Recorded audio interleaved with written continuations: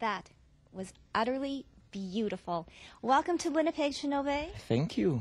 And welcome to Winnipeg, Michael. Thank you, Tracy. The Canadian connection, right? That's it. Oh, okay. I guess there is such a story that brings both of you as musicians together. So I'll start with you, Kinobe. Winnipeg, Manitoba is definitely an experience for you because you come all the way from Uganda. Yeah, that's right. Yes. I arrived about 4 days ago, and I'm loving it. It's just beautiful. Really? Yeah. Well, it's very nice to hear. But we want to know about you, the musician. How did you start? Well, I began playing music when I was 5 years old. I was born close to a palace where drums were playing every day and every night. So I grew up with these sounds very close to my heart, and that's how I picked it until today. This instrument is so, so beautiful. This is the kora. A little bit of history behind this. The kora is an instrument originating from West Africa, the Mali Empire, and it was used in the ancient days for telling stories, passing on legends to children, and it's very traditional. It's very old, one of the oldest African harps, and I adopted it 4 years ago when I traveled to West Africa, and I met musicians playing it, and I fell in love with it. I can see why. And I have to say, the guitar is a great complement to this kora. Yes, the two of us have both done similar things in our approach to music. We've never settled on one given style. And so the same way Kinobe's been all over Africa, but never become a player of West African or South African music, I'd never become a flamenco or classical or blues player, always done my own interpretation of all styles from my culture. So when we meet, the two of us bring this flexibility from each of our cultures that lets us find a completely new sound. We're really delighted with it. And it's fascinating how the two of you met. It's almost like fate. Yes, I was going to Uganda to work with a charity, Bead for Life, that I work with. And I wanted to meet a musician there while I was there. So I found Kinobe a little article on the website about him, and I sent him an email. Landed in his junk folder. He might have deleted it, but he chose that day to look through his junk folder, and he saw my email.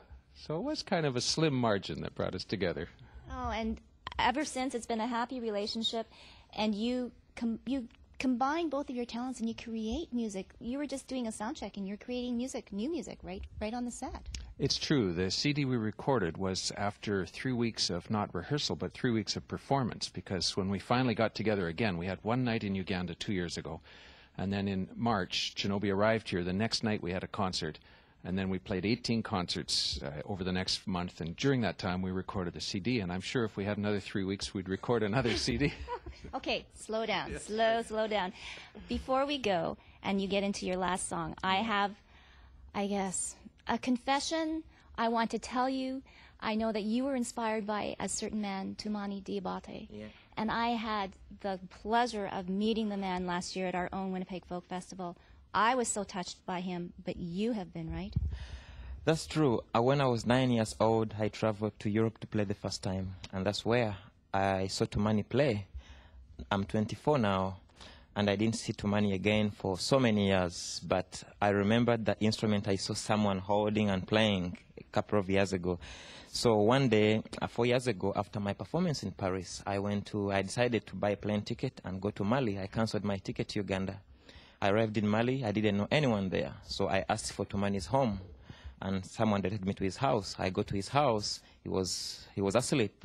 So with his brother, I was waiting there, and Tumani came down, and the first thing he did was to grab his kora and play. So we developed a kind of relationship. So for the next 3 months, I stayed with his family, studying kora with his family, and I felt so honored that I managed to meet him again. So the connection was made stronger, and today is one of my favorite musicians, I can say.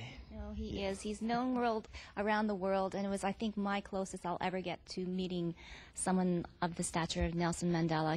He stretches way beyond music. That's absolutely true. He plays from his heart, his soul, and you can see the love he has in his music. And I see it in you. Okay, you have to change instruments, so I'll let you do that. All right. And while Kinobe is putting down his kora, let's talk about the next song. This is called The Mushroom Clan. Like the song we just played, it's one that we wrote a few days after we were together again. And just before writing it, we've been talking about family. And Kinobe had been talking about how his parents had been so supportive, and even though they were very poor, they had helped their children get a higher education in Uganda.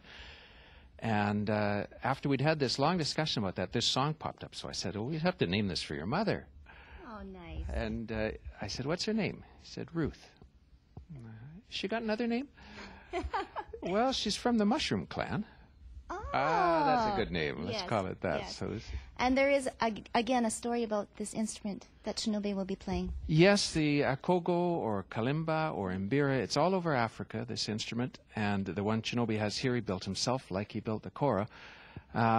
This is used by nomads when they were walking. It was used by people in the fields when they were working. It's very much a daily instrument that is, in some ways, emblematic of the way Africans incorporate music into their culture all across that continent. It's every day in their culture. Very beautiful. Very beautiful indeed. I am so happy and honored to have both of you here. Enjoy your stay in Winnipeg, Kinobe. Thank you. I am enjoying my stay, absolutely. And thank you, Michael, all the way from Victoria, BC, for bringing Kinobe over here. And you, too, together. Magic. Thank you, Tracy. And here they are, once again, Nomad.